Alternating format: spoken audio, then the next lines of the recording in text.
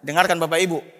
Apa kata Allah, pencipta kita? Infakkan, belanjakan sebahagian dari apa yang telah kami berikan kepada kalian di jalanku, sebelum datang kematian kepada salah seorang di antara kalian. Lalu ketika kematian datang, dia mengatakan, laula akhartani ila ajalin qarib, tangguhkan ajalku walaupun sesaat, tangguhkan ajalku walaupun sesaat. Untuk apa? Fa asaddaqa wa akum minas salihin, agar aku bisa bersedekah dan agar aku bisa mengerjakan amal soleh. Bapak Ibu kira ketika nyawa, nafas sudah sampai di tenggorokan, lalu kita baru mengatakan, itu hartaku sekian miliar untuk pembangunan masjid, itu hartaku sekian miliar untuk pembangunan rumah anak yatim, itu hartaku sekian miliar berikan kepada para penuntut ilmu agama, berikan kepada fakir miskin. Bapak Ibu kira ketika nyawa sudah sampai di kerongkongan, sedekah kita ketika itu akan diterima oleh Allah? Tidak akan diterima oleh Allah Subhanahu wa taala. Di dalam sebuah hadis yang diriwayatkan oleh Imam Al-Bukhari dan Muslim, sahabat pernah bertanya, ya Rasulullah, ayyu sadaqati a'zamu ajran indallah.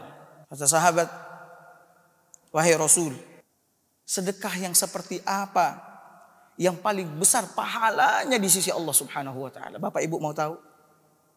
Sahabat ini, kebanyakan mereka selalu bertanya kepada Rasulullah SAW tentang pahala yang paling besar, amalan yang akan membawa mereka ke surga, yang menyelamatkan mereka dari neraka. Sekalipun harus mengorbankan jiwa dan harta, mereka akan mengambilnya. Karena tujuan cita-cita mereka adalah apa? Surga Allah Subhanahu wa ta'ala. Orang-orang hari ini tidak mempertanyakan tentang ini. Yang mereka pertanyakan, bagaimana caranya memperoleh harta yang banyak dengan cepat. Orang-orang dahulu bertanya, bagaimana sedekah yang besar pahalanya di sisi Allah itu ya Rasulullah. Bukan bagaimana caranya mencari harta dengan cepat dan dapat menghasilkan uang banyak sehingga orang berlomba-lomba mencari harta tersebut. Ini yang ditanyakan sama sahabat. Karena apa? Karena cita-cita mereka bergantung di bawah arsy-Nya Allah Subhanahu wa ta'ala. Cita-cita mereka ada di pintu-pintu surga Allah Subhanahu wa ta'ala. Mereka gak peduli dengan dunia, bahkan jiwa mereka melayang. Mereka gak peduli. Dengarkan Bapak Ibu, jawaban Nabi kita yang mulia. Beliaulah orang yang paling tahu amalan-amalan yang akan mengantarkan kita kepada keselamatan surga Allah, yang paling besar pahalanya di sisi Allah Subhanahu wa taala. Jawaban Nabi kita yang mulia sallallahu alaihi wasallam, anta saddaqa wa anta sahihun syahih. Kau bersedekah, sedekah yang paling besar pahalanya di sisi Allah Azza wa Jalla adalah kau bersedekah ketika kau sehat, bukan ketika kau sakit. Karena orang ketika sakit mudah mengeluarkan hartanya. Kenapa? Karena dia takut mati. Tapi ketika sehat, jiwa orang lebih condong kepada kekikiran, kebakhilan, pelit. Kau bersedekah ketika kau sehat. Dan ketika kau syahih, ketika kau sangat tamak terhadap dunia, kau bersedekah.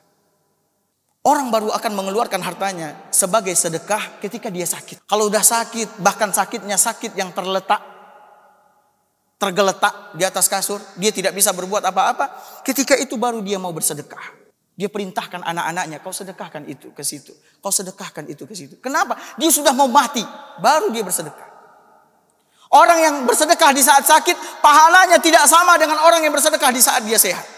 Dan syahih, dia betul-betul kikir, sangat berambisi kepada dunia, tamak kepada dunia.